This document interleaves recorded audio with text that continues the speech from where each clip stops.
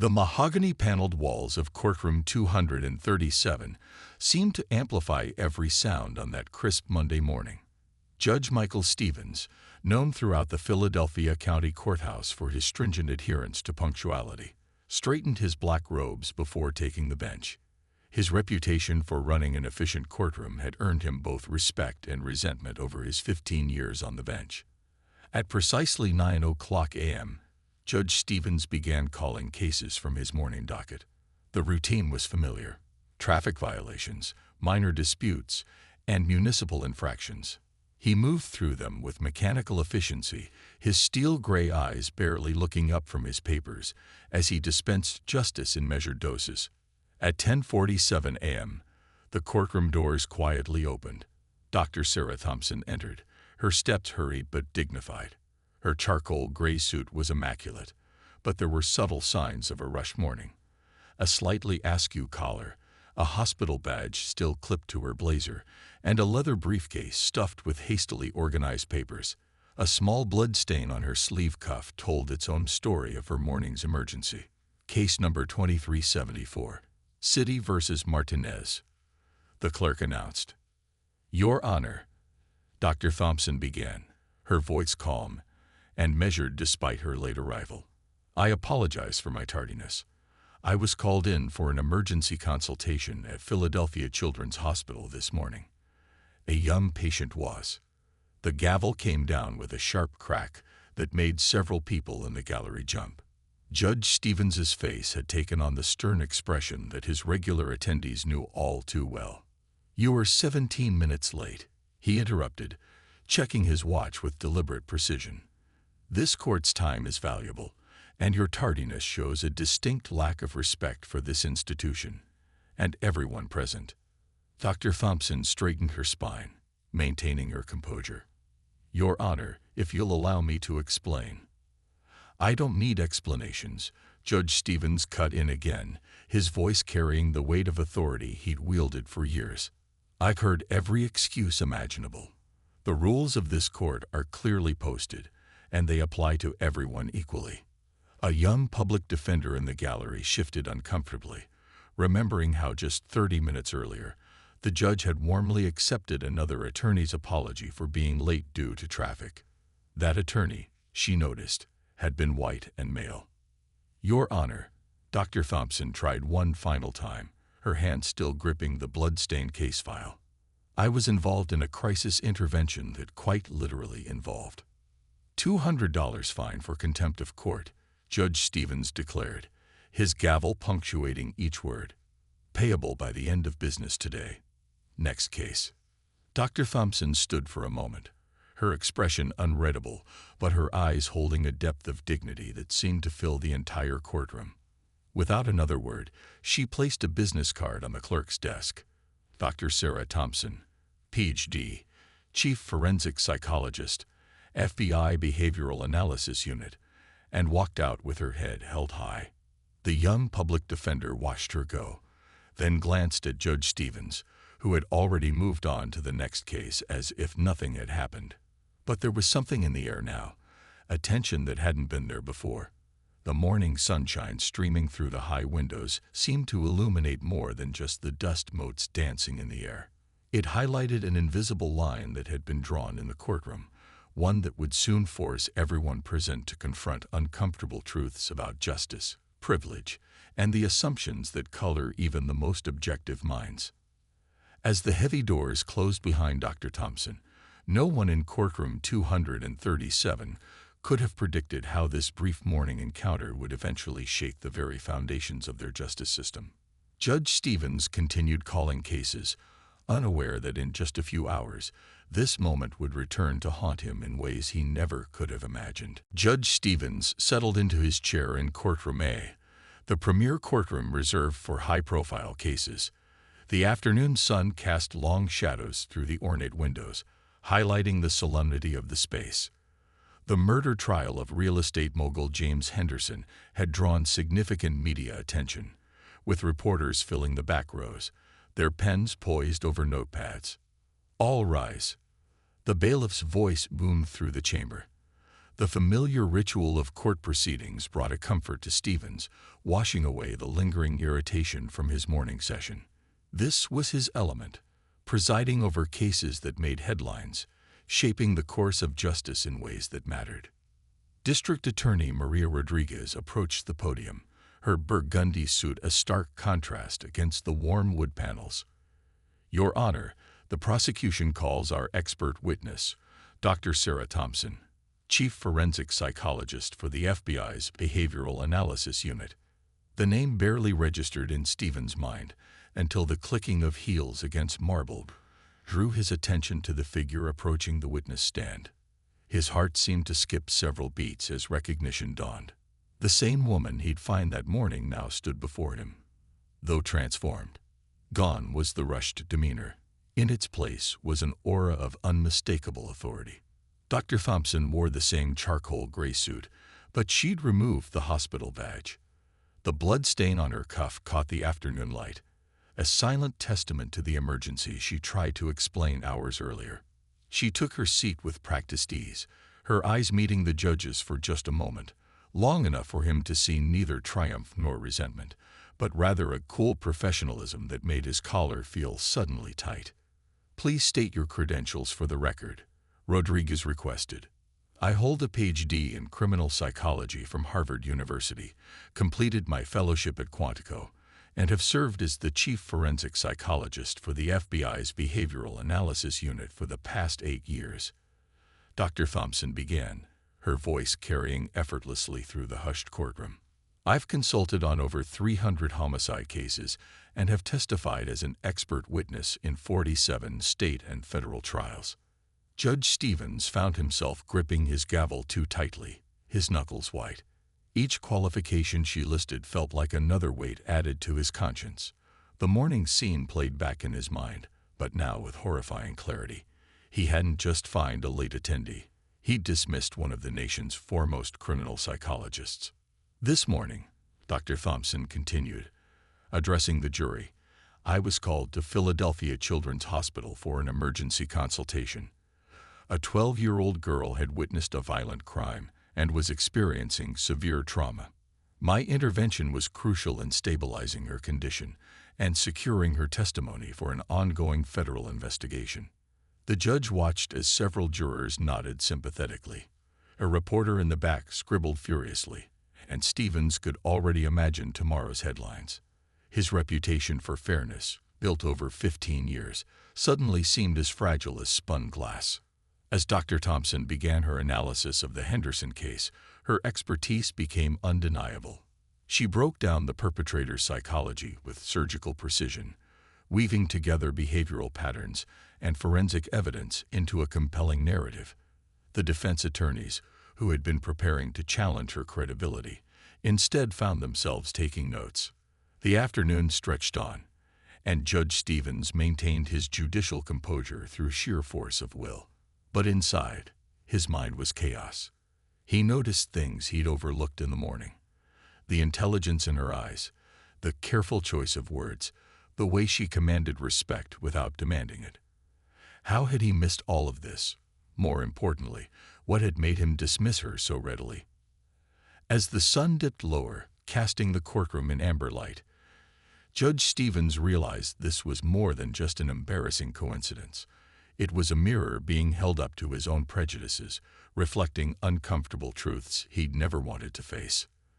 The irony was painful. In his haste to maintain order in his courtroom, he had committed perhaps one of the greatest disruptions to justice, allowing bias to cloud his judgment. The day's revelations would force him to question not just this one interaction, but every decision he'd ever made from the bench. And somewhere in the back of his mind, he knew that the real trial was just beginning, not of James Henderson, but of his own conscience. The prosecution's case rested heavily on Dr. Thompson's testimony, and she delivered it with a precision that left the courtroom spellbound. Her command of the subject matter transformed complex behavioral analysis into compelling narratives that even the most science-averse juror could grasp. Judge Stevens found himself in the unusual position of being both adjudicator and student. The defendant's pattern of behavior, Dr. Thompson explained, gesturing to the evidence displays, shows clear signs of predatory planning. This wasn't a crime of passion or opportunity. She paused, allowing her words to settle over the jury. The methodical arrangement of the crime scene suggests someone who derives satisfaction not just from the act itself, but from the knowledge that others would study his work. A murmur rippled through the gallery. Even Henderson, who had maintained a stoic demeanor throughout the trial, shifted uncomfortably in his chair. Dr. Thompson continued, her voice steady and authoritative, weaving together forensic evidence with psychological insights in a way that made the prosecutor's theory seem less like speculation and more like mathematical proof. "If I may, Your Honor," she said, turning to address Judge Stevens directly, "I'd like to reference this morning's emergency consultation, as it bears relevant parallels to this case." The judge's hand tightened on his pen, but he nodded. What choice did he have? "The young girl I treated this morning exhibited trauma responses similar to those seen in survivors of calculated, premeditated attacks. Her testimony, which I was able to secure thanks to immediate intervention, will be crucial in an ongoing federal investigation." Dr. Thompson's eyes met the judge's briefly. "Sometimes, Your Honor, justice requires us to adjust our schedules to accommodate the immediate needs of victims." The subtle rebuke was delivered with such professional grace that only those who knew of the morning's incident would have caught its significance. The young public defender from the morning session, who had stayed to watch the high-profile case, smiled slightly from her seat in the gallery.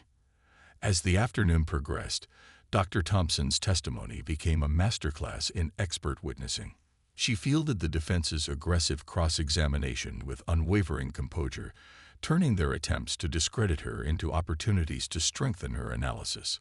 When questioned about her late arrival to court that morning, she calmly explained the nature of her emergency consultation, transforming what the defense had hoped would be an attack on her credibility into a demonstration of her dedication to justice.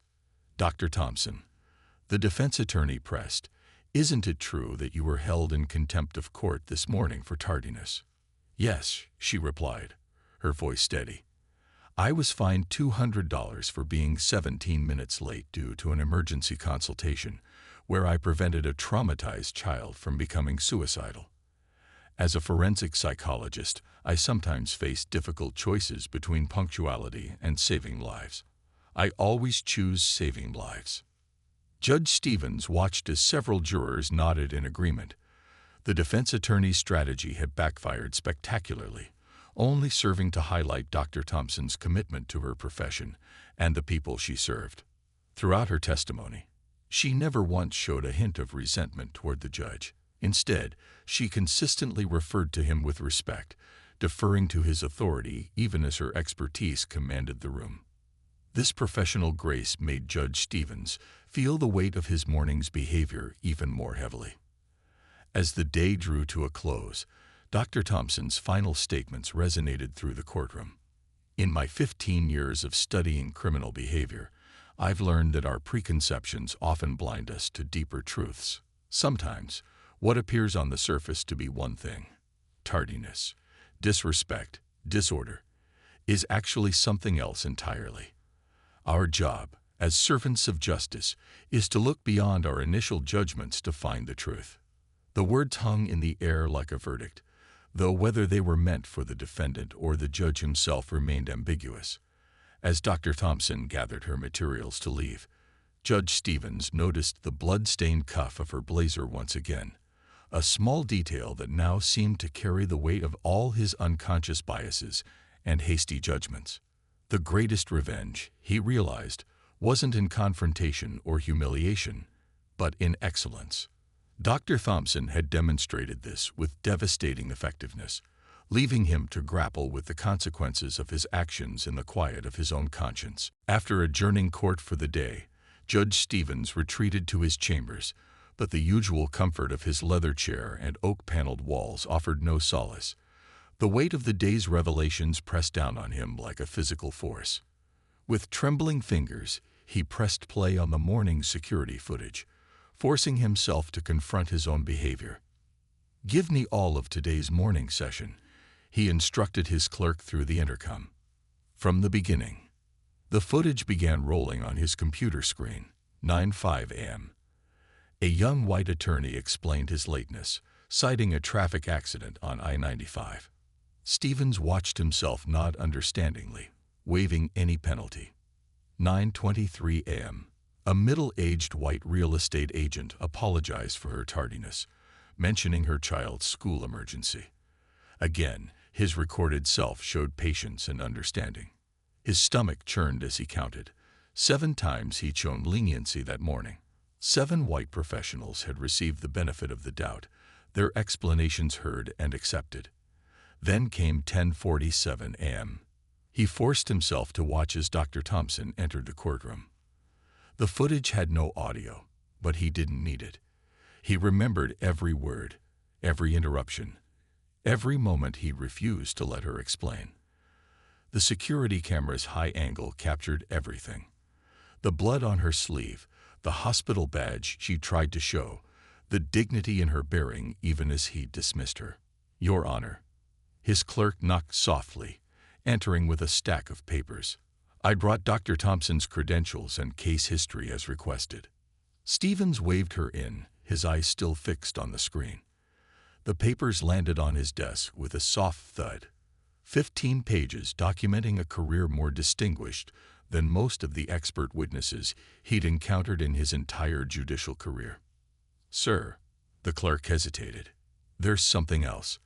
That emergency she mentioned, it's all over the news." She placed her phone on his desk, showing a local news website. The headline read, "FBI Psychologist's Emergency Intervention Saves Key Witness in Federal Trafficking Case." The article detailed how Dr. Thompson's morning crisis intervention had prevented a traumatized young witness from taking her own life, potentially saving both the life and a crucial federal investigation. Stevens pushed back from his desk, walking to his chamber windows. The late afternoon sun cast long shadows across the courthouse steps below, where reporters still lingered from the Henderson trial. How many of them had been in his morning session? How many had witnessed his display of bias? He returned to his desk, replaying the footage again. This time, he forced himself to count the seconds, how long he'd let others speak versus how quickly he'd silenced Dr. Thompson. The numbers told their own damning story. 47 seconds on average for white professionals to explain their tardiness. 12 seconds before he'd interrupted Dr. Thompson. His untouched lunch sat forgotten on a side table as he descended into a rabbit hole of self-examination. He pulled case files from the past month, then the past year, analyzing his own patterns of fines and contempt citations. The data painted a picture he'd never noticed before, or perhaps had chosen not to see. "Your Honor." His clerk returned, concern evident in her voice. "It's past 6. Everyone else has gone home." Stevens looked up, startled to find his office dark except for his desk lamp. Papers covered every surface, his usual orderly system abandoned in his frantic self-investigation. The security footage still played silently on his computer, loops of his own bias reflected in the harsh light of hindsight. "Sarah," he addressed his clerk, his voice hoarse. "How long have you worked for me?" 7 years, sir." "Why didn't anyone tell me?" She met his gaze steadily. "Would you have listened, Your Honor?" The question hung in the air, as damning as any piece of evidence he'd reviewed. She was right. Until today, he would have dismissed any suggestion of bias, secure in his belief that he treated everyone equally. The irony of a judge failing to judge himself fairly wasn't lost on him. He turned back to the evidence spread across his desk. The footage, the statistics, the news article, Dr. Thompson's credentials. Together, they painted a picture of a justice system that wasn't quite as just as he believed, and his own role in perpetuating its inequities. The next morning, Judge Stevens arrived at the courthouse an hour early, his usual crisp demeanor softened by a sleepless night of reflection. Through his clerk, he'd arranged to meet Dr. Thompson in his chambers before the day's proceedings. The familiar space felt different somehow. The impressive law books and certificates on the walls seemed more like questions than achievements. At precisely 8:00 a.m., a knock echoed through the room. Dr. Thompson entered, carrying herself with the same quiet dignity she'd shown throughout yesterday's testimony. She declined the offered coffee, but took a seat in one of the leather chairs facing his desk. "Dr. Thompson," Stevens began, then stopped. The carefully prepared speech he'd rehearsed all night suddenly felt inadequate. "I owe you more than an apology." "Your Honor," she responded, her voice neutral but not unkind. "I suspect this meeting isn't really about yesterday's fine." Stevens felt the weight of her professional insight. Of course, she read people for a living. "No," he admitted, "it's about what the fine represents." He pushed across his desk the statistical analysis he compiled the night before. "I spent last night reviewing my own court records." Dr. Thompson glanced at the papers, her expression softening slightly as she recognized the depth of his self-examination. "Pattern recognition can be uncomfortable," she observed, "especially when we're studying ourselves." In 15 years on the bench, Stevens continued, his voice rougher than usual, "I've prided myself on being fair and impartial. But the numbers tell a different story."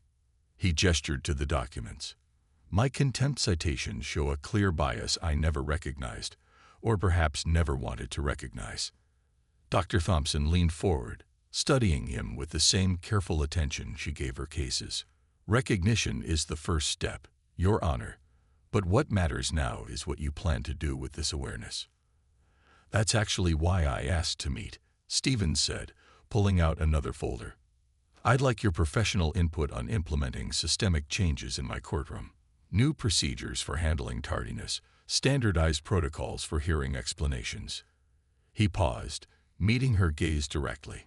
"And I'd like to establish a regular review process for my decisions, with external oversight." A hint of surprise crossed Dr. Thompson's face. "That's unusually thorough, Your Honor. Most people in your position would simply apologize and move on." "I'm not interested in absolution, Dr. Thompson. I'm interested in change." She nodded slowly, reaching into her briefcase. "As it happens, I've done considerable research on bias in judicial decision-making." She produced a thick manuscript. "This is an unpublished study I've been working on. It might be relevant to your efforts." For the next hour, they dove deep into the mechanics of institutional bias and practical solutions. The morning coffee grew cold, forgotten as they mapped out potential reforms. Dr. Thompson shared insights from her FBI work about decision-making under pressure, while Stevens contributed his practical experience with court procedures.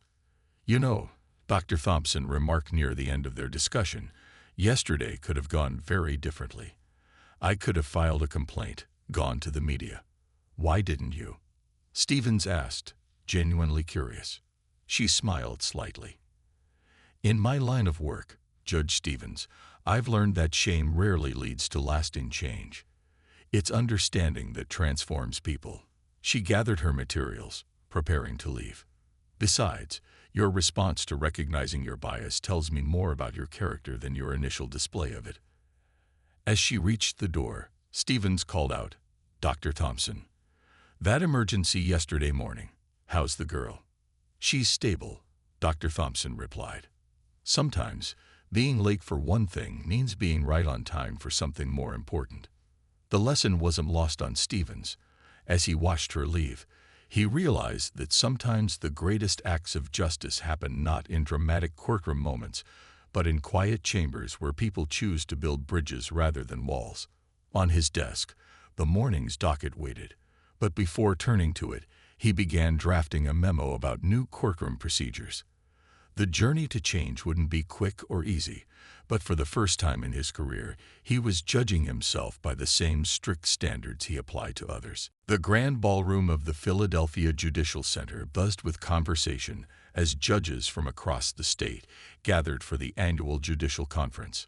Crystal chandeliers cast a warm glow over the sea of black robes and business suits. The topic of this year's keynote address had raised eyebrows. Confronting bias in the courtroom, a personal case study. Judge Michael Stevens stood backstage, adjusting his tie for the 10th time. His hands trembled slightly as he reviewed his notes. This wasn't his usual speaking engagement about case law or judicial procedure. This was something far more personal and far more difficult. Nervous? Dr. Thompson appeared beside him, elegant in a Navy suit.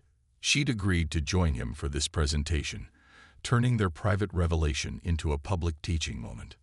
Terrified, he admitted. Half the judges out there have quoted my decisions in their own rulings. I'm about to tell them I've been unconsciously biased for 15 years. No, she corrected gently. You're about to show them how to be better judges by admitting you're still learning to be one yourself. The introduction began, and Stevens walked onto the stage. Hundreds of familiar faces looked back at him. Colleagues, mentors, former law school classmates. He took a deep breath and began. 3 months ago, I fined a woman for being 17 minutes late to my courtroom, he started. The audience nodded. They'd all done similar things. What I didn't do was let her explain that she was late because she just saved a child's life. The nodding stopped. He gestured to Dr. Thompson to join him on stage. This is Dr. Sarah Thompson, Chief Forensic Psychologist for the FBI's Behavioral Analysis Unit. And this is the story of how my bias almost obstructed justice in 2 cases on the same day. For the next hour, Stevens and Thompson took turns addressing the audience. They dissected the morning incident in detail, using it as a lens to examine larger patterns of judicial bias. Stevens shared his statistical analysis of his own decisions, while Dr. Thompson provided psychological context about unconscious bias and decision-making under pressure. The audience's reaction shifted from uncomfortable shuffling to engaged attention. Phones were put away. Notes were taken.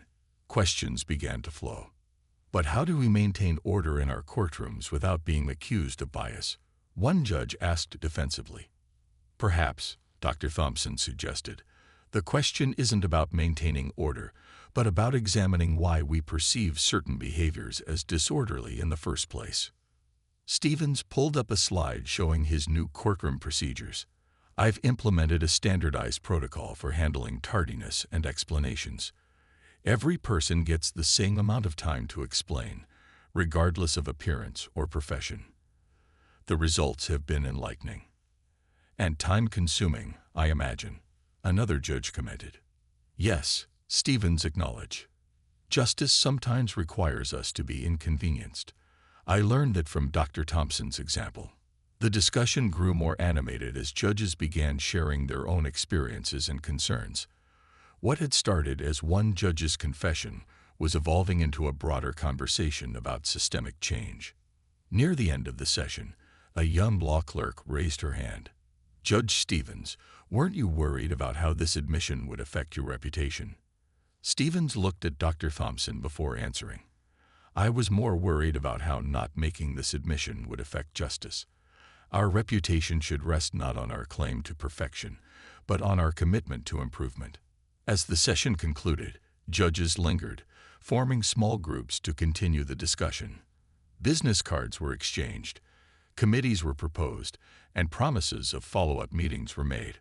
What could have been a moment of professional embarrassment had transformed into a catalyst for institutional reform. Well, Dr. Thompson said as they left the stage, that was considerably more productive than filing a complaint would have been. Stevens managed a small smile. The day you came late to my courtroom, I thought I was upholding the law. Instead, I was learning how to truly serve it. They watched as their colleagues continued to debate and discuss, the energy in the room electric with possibility. Sometimes, they both realized, the greatest acts of justice begin with admitting we still have justice to learn. A month after the judicial conference, Dr. Thompson sat in her office at FBI headquarters, staring at an overflowing email inbox. Her presentation with Judge Stevens had sparked something unexpected, a movement within the judicial system itself. Her phone buzzed again. Another message from a judge requesting consultation on reviewing their courtroom practices. But it was the other emails that truly caught her attention. Hundreds of professionals, doctors, lawyers, professors, Executives, sharing their own stories of being dismissed, fined, or silenced due to unconscious bias. Each story echoed with familiar pain, but also with hope that change was possible. Dr. Thompson. Her assistant appeared at the door. Judge Stevens is here for your committee meeting. The judge had changed since that first confrontation. Gone was the rigid authority figure who'd wielded his gavel like a weapon. In its place was someone more thoughtful, more aware. They'd been working together on establishing the Courthouse Equity Review Program, CERP, a pilot initiative that would soon be implemented across Philadelphia's judicial system. I've been reviewing the data from our first month, Stevens said after settling into a chair. He spread several charts across her desk. The changes in my courtroom have been significant. Dr. Thompson leaned forward to examine the numbers. Contempt citations had dropped by 70%, while the rate of successful case resolutions had actually increased. More importantly, the racial and gender disparities in fines and citations had nearly disappeared. But that's not why I'm here, Stevens continued, pulling out a thick manila envelope. These came across my desk this morning. Other judges' records, voluntarily submitted for review. They're asking for help, Sarah. Dr. Thompson opened the envelope, scanning the documents inside. 5 other judges had followed Stevens' lead, sharing years of their court records for analysis. Each had attached a note requesting assistance in identifying and addressing their own biases. It's spreading beyond Philadelphia, too, she said, turning to her computer. She pulled up messages from judges in Boston, Chicago, and Atlanta. They want to implement similar programs in their jurisdictions. As they discussed the expanding scope of their work, Dr. Thompson's phone lit up with a news alert. A prominent federal judge in California had just cited their program in a major ruling, mandating bias review training for all judges in his district. Did you ever imagine, Stevens mused, that morning in my courtroom would lead to this? Dr. Thompson smiled. Actually, I had a feeling it might. Not specifically this, but something. Sometimes it takes a dramatic moment to shake people awake. They spent the next few hours drafting guidelines for the national rollout of CERP. The program would include regular statistical reviews of judicial decisions, mandatory bias training, and a structured protocol for handling courtroom incidents. But perhaps most importantly, it would require judges to regularly sit in on each other's courtrooms, observing and providing feedback. We've got interest from law schools, too, Dr. Thompson added, pulling up another email. They want to incorporate this into their curriculum. Future judges learning about bias before they ever put on the robe. As the afternoon wore on, more emails arrived from court administrators, police departments, and government agencies, all asking how they could implement similar programs. The ripple effect was becoming a wave. You know what's ironic? Stevens said as they wrapped up their meeting. If you hadn't been late that morning, none of this would have happened. If you hadn't fined me, none of this would have happened, Dr. Thompson corrected with a slight smile. Sometimes the worst moments can lead to the best changes. As Judge Stevens left her office, Dr. Thompson turned to the window, watching the sunset over the Capitol. Her inbox continued to ping with new messages, more stories, more requests for help, more possibilities for change. The morning she'd walked into courtroom 237, she'd been rushing to save one life. Now, somehow, that moment was helping to transform an entire system. She opened another email, this one from a young black law student who'd heard about CERP. Your story gave me hope, it read. Maybe by the time I become a judge, the system really will be different. Dr. Thompson began to type her reply, knowing that the real work was just beginning. Sometimes justice moves slowly, through countless small changes and countless willing hearts, but sometimes it just needs one moment, and 2 people brave enough to turn conflict into change. 1 year to the day after that fateful morning in courtroom 237, Judge Michael Stevens sat in the front row of Harvard Law School's largest auditorium. The occasion was the inaugural National Conference on Judicial Equity, and the room was packed with faces both familiar and new. judges, lawyers, law students, and civil rights activists from across the country. Dr. Sarah Thompson stood at the podium, her presence as commanding as ever. Behind her, a large screen displayed the latest statistics from the Courthouse Equity Review Program, now implemented in over 50 jurisdictions nationwide. When I walked into that courtroom a year ago, she began, her voice carrying through the hushed space, I was 17 minutes late and carrying the weight of a child's life in my hands. Today, I stand before you carrying something equally precious, proof that change is possible. The screen shifted to show before and after data from participating courtrooms. The numbers told a compelling story. Dramatic reductions in discriminatory contempt citations, more equitable fine distributions, and, perhaps most surprisingly, increased efficiency in case processing. But numbers only tell part of the story, Dr. Thompson continued, gesturing to Judge Stevens. The real change happens in moments of truth, when people in power choose to confront their own biases. Stevens took his cue and joined her on stage. Together, they had become something of a symbol in legal circles, the judge who admitted his bias and the expert who chose education over retribution. Their story had been featured in law journals, taught in ethics classes, and cited in judicial reform initiatives across the country. Last month, Stevens addressed the audience. A young lawyer was late to my courtroom. She had stopped to help an elderly man who'd collapsed on the courthouse steps. He paused, allowing a small smile. Thanks to our new protocols, she had the opportunity to explain. Thanks to Dr. Thompson's influence, I had the wisdom to listen. From the back of the auditorium, a familiar face appeared, the same clerk who'd watched him review the security footage that long night a year ago. Now she was coordinating CERP implementation across 3 states. She gave him a subtle thumbs up as he continued. But perhaps the most significant change isn't in our courtrooms. Dr. Thompson took over, but in our institutions. She clicked to the next slide, showing headlines from across the country. Police departments, schools, corporations, all implementing variations of their bias review program. The presentation shifted to video testimonials. A black female surgeon describing how hospital protocols had changed. A Hispanic professor sharing how university hiring practices had evolved. A Middle Eastern businessman detailing new corporate training programs. Each story traced its roots back to that morning in courtroom 237. We've created something that's bigger than us now, Stevens admitted during the Q&A session. It's become a movement. Dr. Thompson nodded in agreement. The program's success lies in its simplicity.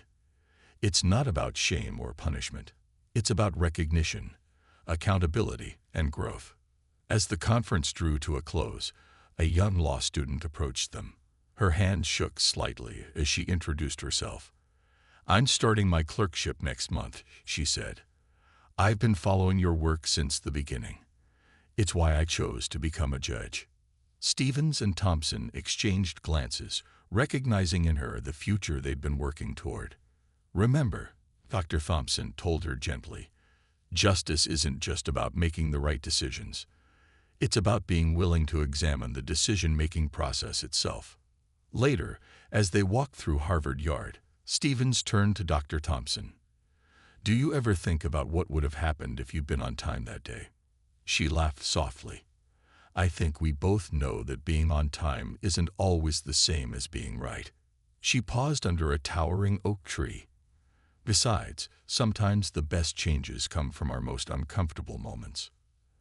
As the evening settled over Cambridge, they could see students heading to their classes, carrying books about law and justice.